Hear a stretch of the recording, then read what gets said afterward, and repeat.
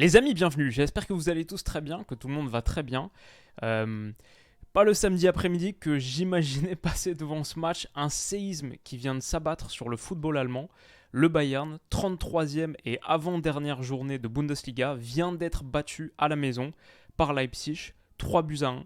C'est la première défaite à domicile en Bundesliga du Bayern et c'est un revers, une contre-performance qui pourrait signifier la fin de l'hégémonie du Bayern sur la Bundesliga. La fin d'une série de 10 titres consécutifs, parce que ce club, cette équipe a encore un point d'avance sur Dortmund, mais désormais un match en moins.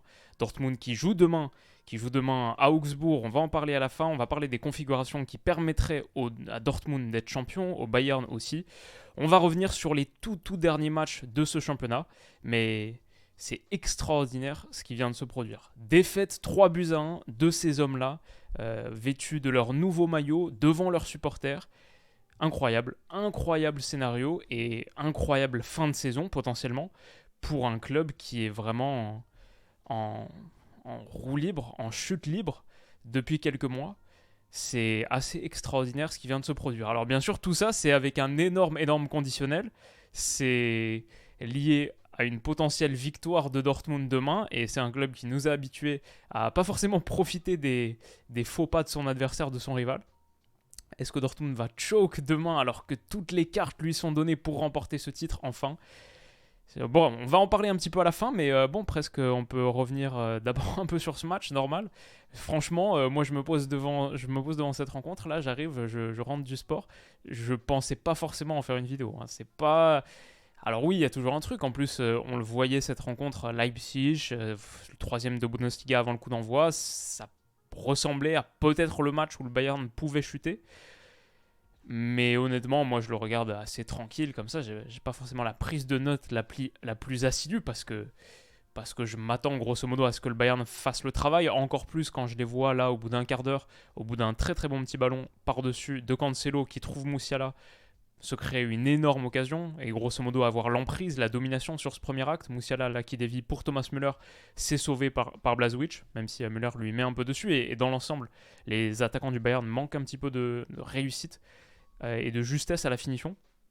Après, c'est vrai que si on se fiait aux mimiques de Thomas Müller et à son côté très véhément sur le banc envers ses joueurs, c'est vrai que le Bayern ne faisait pas un match extraordinaire, avait un petit peu de mal à se sortir de sa moitié de terrain. On le voit ici encore demander un déplacement de Goretzka parce que ce Leipzig de Marco Rose pressait très bien, rendait cette sortie de balle assez compliquée.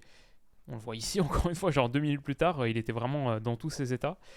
Mais dans l'ensemble, quand le Bayern réussit à s'en sortir, il se procure plutôt des situations intéressantes, typiquement comme là, au bout de 25 minutes, grâce à un très bon ballon, encore une fois, Cancelo à l'initiative de l'action, ballon glissé par Cancelo pour Thomas Müller, qui transmet à Serge Gnabry, et là, l'enchaînement contrôle dans le grand espace, là, dans le grand intervalle qui s'est ouvert, et ensuite, sa reprise, c'est entre coups du pied un peu pointu, hein, un peu pointu comme il la déclenche, ça fait poteau rentrant, vraiment une très belle finition, très efficace pour un Serge Gnabry qui fait une saison dans l'ensemble un peu désastreuse, calamiteuse, mais sa fin de saison, par contre, si le Bayern l'emportait, ce titre, ça aurait été l'homme du titre. Un but contre le Hertha, il me semble le premier, un but contre le Werder, deux contre Schalke il y a une semaine, et là, du coup, le premier contre Leipzig. Une grosse fin de saison, en tout cas sur le volet statistique.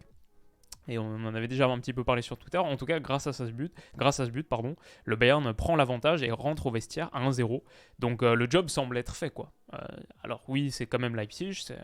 C'est une équipe de Leipzig qui est assez sympa quand tu regardes juste les forces en présence qui sont capables d'aligner. Konrad Laimer, bien sûr, Dominique Szoboszlai, Dani Olmo. Il y a du firepower, quoi. Il y a de la puissance de feu, entre autres. Il y a quelques autres aussi. Mais franchement, moi, la lecture que j'ai de cette rencontre, c'est le Bayern qui se saborde tout seul.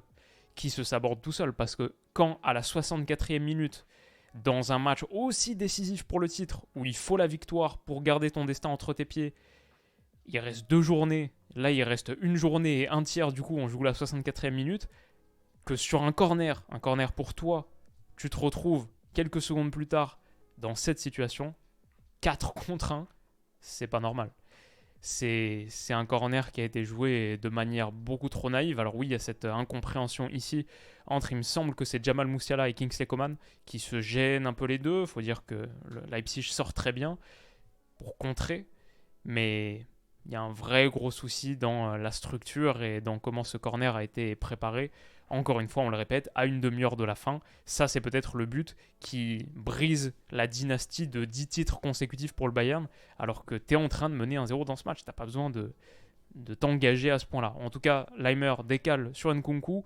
J'ai même pas cité Nkunku tout à l'heure quand je parlais de la puissance de feu, évidemment, même si en plus c'est le premier auquel je pensais.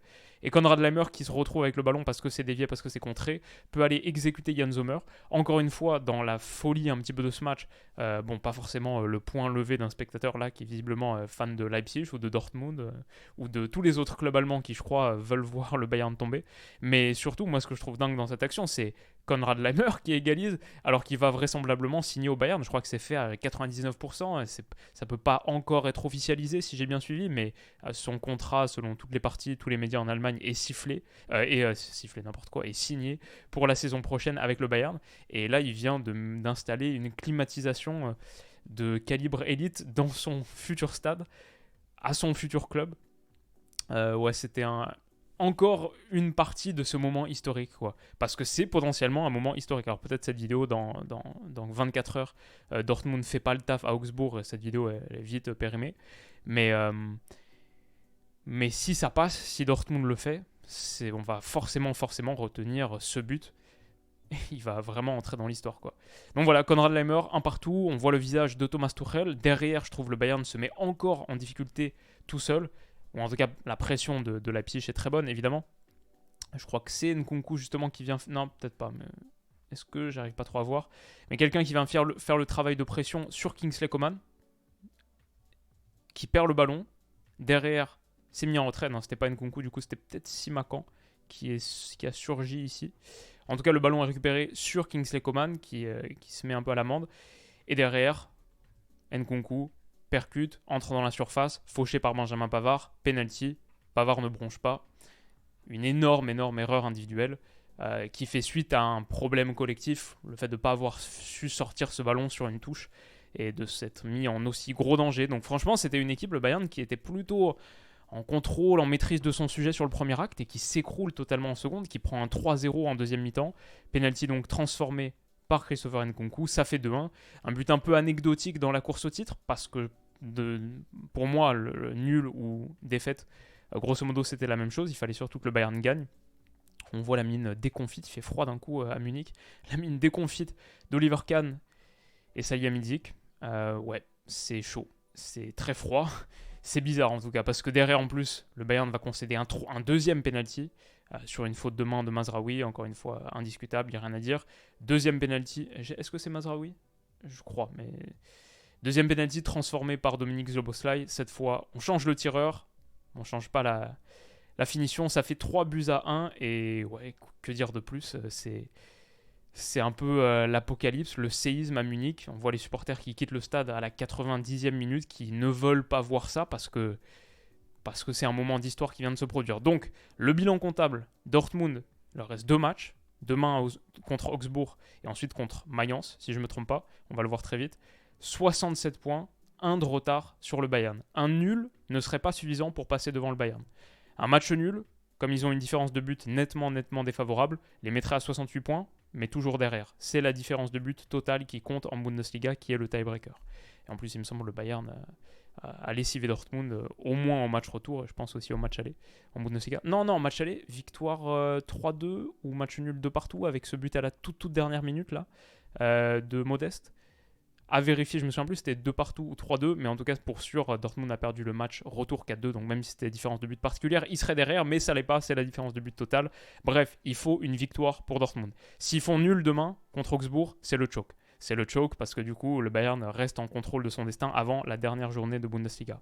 Il faut une victoire à Augsbourg et il faut une victoire contre Mayence pour être sûr d'être champion, mais Dortmund désormais peut être champion. Avec un succès contre Augsbourg, un succès contre Mayence, 2 victoires, et Dortmund est champion. Ils sont plutôt sur une bonne série récemment. Ils ont mis 6-0 à Wolfsburg en début de mois et 5-2 à Gladbach. 2 matchs qui étaient à la maison. Donc là, c'est un déplacement. Ça fait longtemps qu'ils ne sont pas déplacés. On verra ça demain. On verra ça demain à 17h30. C'est possible qu'on analyse le match, hein, parce que je crois que City joue dans le même temps contre Chelsea. Mais là, si j'ai bien suivi Nottingham-Arsenal, j'ai vu ça en vite fait là, avant de m'enregistrer. Je crois que City officiellement est champion d'ailleurs. Bref, à vérifier. Mais voilà, Bayern, il leur reste un match, pas facile, hein, à Cologne. J'ai été à Cologne l'année dernière pour voir Cologne-Mayence, victoire 3-2. Super, super stade, énorme ambiance. Bon, le Bayern, voilà, c'est pas un match facile pour la fin de championnat. Mais de toute manière, ils n'ont pas leur destin entre leurs mains, entre leurs pieds. C'est à Dortmund de faire le job. Et s'ils le font, comme je l'ai mis ici, ce sera le premier titre pour Dortmund et le premier titre pour quelqu'un d'autre que le Bayern depuis 11 ans, depuis 2012. 10 titres consécutifs de Bundesliga pour le Bayern. Une hégémonie totale qui va peut-être prendre fin d'ici quelques jours. Les amis, c'était une petite vidéo réaction à chaud. On n'est pas entré dans le grand de l'analyse tactique. C'était pas le plus important. Incroyable ce qui vient de se produire. Et rendez-vous sur les prochains jours pour parler du dénouement de cette Bundesliga. Je ne sais pas si on fera la vidéo demain sur Dortmund-Augsbourg, mais c'est sûr qu'il va y avoir au moins une et peut-être 2, 3 vidéos sur la semaine prochaine pour parler de la conclusion de ce championnat, parce que quoi qu'il arrive, ça va être un moment assez fou, assez dingue. Les amis, prenez soin de vous et on se dit à très vite. Bisous.